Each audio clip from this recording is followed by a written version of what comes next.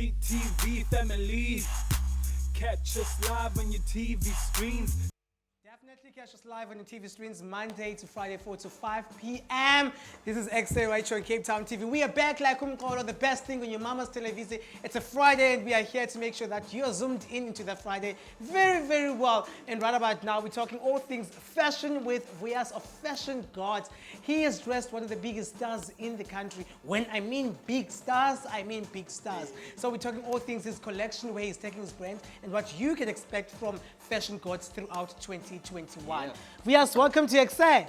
Welcome, my man. Yo. You know, I saw your work about 2 years ago, and I was like, no, this guy's absolutely going far because you're creating something that I've never seen, especially in the South African fashion industry. Yeah, definitely. But to many, you are known as a fashion, I would say a fashion god, as a fashion creative. Take us back to when it all began. Yeah, Did you man. always know that you gonna be a fashion designer? Nah, I didn't even study fashion, so I didn't know at all. But I've always like been like this trendy, fresh-looking guy, even Yeah. from like varsity, from high school. So I've been rocking swag. I've been like putting people like on in terms of like, yo, what's popping Yeah. into fashion. I've been breaking rules. Even during the time when I was in varsity, I won the fashion forward student in Wow. CPUT. So I've Yeah. been having the swag. So yeah. I feel like it's kind of one of those situations where you don't plan to be it at all, but the calling is so loud that it just happens that way. You know Yeah, what I'm saying? like I would say it was a calling. Yeah. Because amaxesha amaninzi, I used to dream of fabric. Yeah. You understand? I used to dream of myself shopping fabrics. But at that time, beningayazi ngokuba lubizo.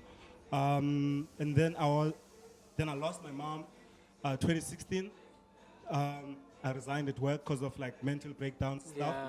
Yeah. Linked up with a friend of mine called Owen, and Owen was like, yo, you have this thing in you. Why don't you just like get into fashion and put yourself and just like let the world know how great your mom was? And then we took it from there and then started the collection called Hey Mama, Thanks for Yeah. Everything. Hey. Then Yeah. it was late skin.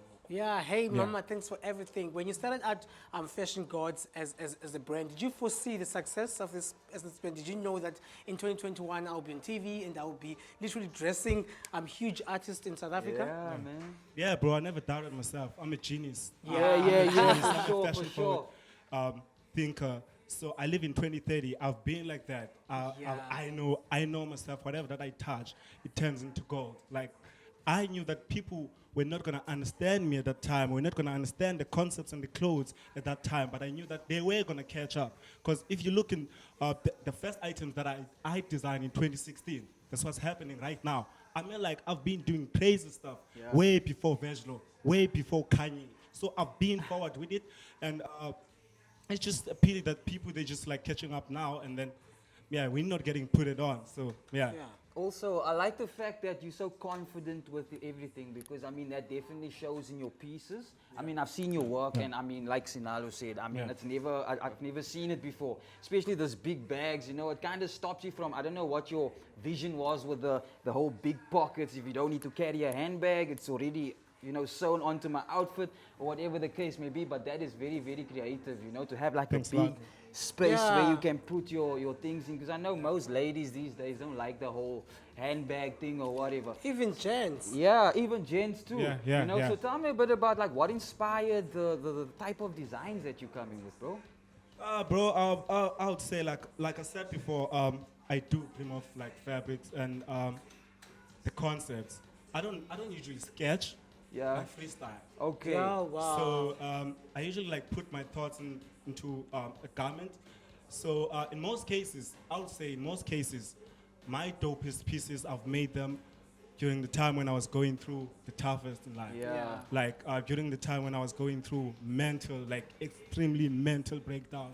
Do you understand? So those are my dopest garments. I always put in like that energy into my art. Yeah. Yeah. You said your first collection was Hey Mama. Thanks for everything. Thanks Thanks for for everything. everything. Now you also have another collection. Before we check it out, tell us a little bit about what inspired this one. Okay, I wouldn't call it a collection Yeah. as such. This is just like a collective of thoughts, because they all like different tastes.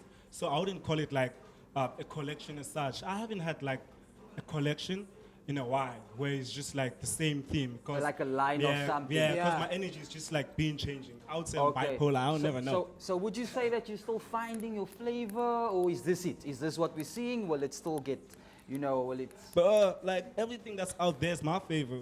Like like this right now, that's my flavor. Like everything. Like I'm not finding anything. It's just that I'll wake up tomorrow and I'll think of like something very crazy. So it's going to like change a bit. It's going to flavor Yeah. up a little bit because there's more sides to you than just this one, right? Yeah, it will change. Yeah. It will change. It's just that right now I'm not putting much energy in terms of like promoting one comment Cool. Yeah, because so- I don't have enough funding to actually mass produce, of which this is where I'm failing. Like this piece, if I would make this piece, I'll Yeah, only I like wanted to talk I'll about that only like piece. make one piece of this, and then I don't have much to actually mass produce and put it the marketing into it, and maybe produce 50,000 units and supply stores. I don't have that. I'll probably put in this. That's why we have like big companies that are referencing our work, and then they will take the whole thing, change this and that, and then put 50,000 units. 50,000 units, and then they will put it into like different stores, and they will make money out of it. I want to touch on that, but before we touch on that, I want to tell her to talk about this amazing garment that she is wearing. How long does it take to create that and make it physically appealing? It's so hard to actually like tell because in most cases, I'm sorry to say, like I feel like every creative they have their own craft. Do you understand? Not that I'm into cracks. I'm not into cracks, but I have like my things that just like speeds up my moment. That's not Yeah. crack. That's not cool. I'll just like say it will depend. Sometimes it depends on the mood as well. But this is probably like 30 minutes, 30 to an hour. Yeah, wow, Yeah. 30 minutes, 32 an hour. Okay. This looks good. I must say, this is absolutely dope. You touched on something about the industry actually not being very open to fashion designers in South Africa. What are some of the hindrances and challenges that you face to actually break into the industry and have your garments and your clothes being sold in stores? Yeah, I'll basically talk for myself. Yeah. Because I'm the genius in the room right now. Yeah. I don't know about any other designer. Yeah. I'm the dopest, so I wouldn't say as designers. And I also don't like to regard myself as a designer. I'm a creative. Definitely. Dope. That is dope. I bring fabric into life. I'm a god. I'm Yeah. a god of fashion. So the challenge is probably like I've been pushing this for like since 2016 right now, but I've never even had an investor, and I've been like tapping into that, and I understand why. You understand? It's just like people, they see this young kid who's just like going through stuff, producing garments like this. Instead of like investing into that idea, they want to buy you out. Yeah. So I kind of feel like I'm in the wrong space right now, and then Cape Town is not supportive. The influencers, they're not out. When I talk about influencers, I'm not talking about someone who's taking snaps and getting 5,000. I'm talking about like role models, like artists. Yeah. Do you understand? They move with whatever that's moving. So right now it's just like people investing in myself. That's a huge challenge because for you to understand myself, to understand the vision, you need to be a creative.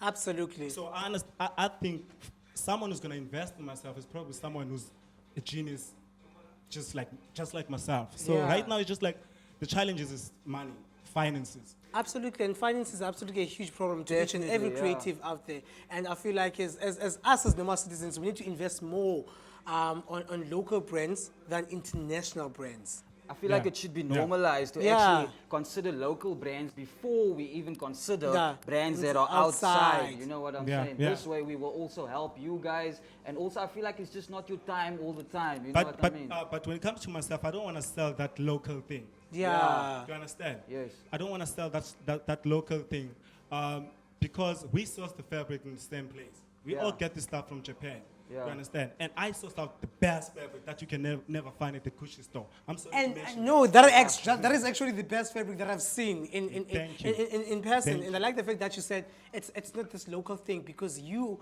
internationally source your stuff. Yeah, and my stitches are perfect. I am looking at that jacket. Can you bring it to us because This is out of this Hey, world. this is no cap. This is something that I This- definitely cop though. This is something that I literally I would rock. Yeah, this is a freestyle. Is this female, male, unisex? That's unisex, bro. Yeah, definitely. I can see a Jump male on- and female in That's that. Eh? everything that I create is unisex. You can jump on this dress too. Yeah. Hey, Yeah. no cap, no I cap. love that. How would you describe your brand to someone who's not familiar with the brand Fashion Gods?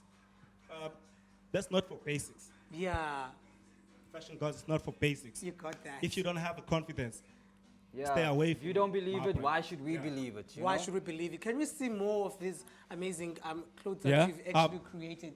You know what? I am a huge lover of Bring, fashion, bring, and bring, I love bring. love people who actually come up with ideas and make them come into reality.